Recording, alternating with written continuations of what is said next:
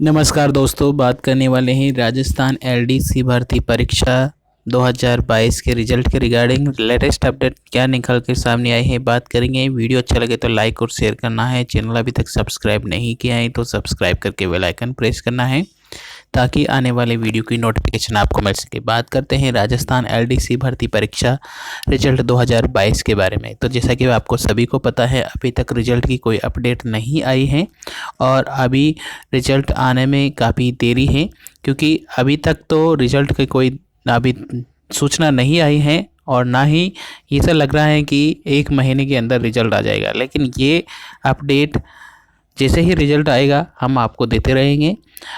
ऐसा लग रहा है कि रिजल्ट आपको इस महीने के लास्ट तक देखने को मिल सकता है, लेकिन जब तक सूचना ऑफिशियली नहीं आती है तब तक हम यही मान के चलते हैं कि रिजल्ट की अभी तक कोई सूचना नहीं है। वीडियो अच्छा लगे तो लाइक और शेयर करना है। चैनल अभी तक सब्सक्राइब नहीं किया है तो सब्सक्राइब करके बेल आइकन प्रेस करना है ताकि आने वाली वीडियो की नोटिफिकेशन आपको मिल सके। धन्यवाद।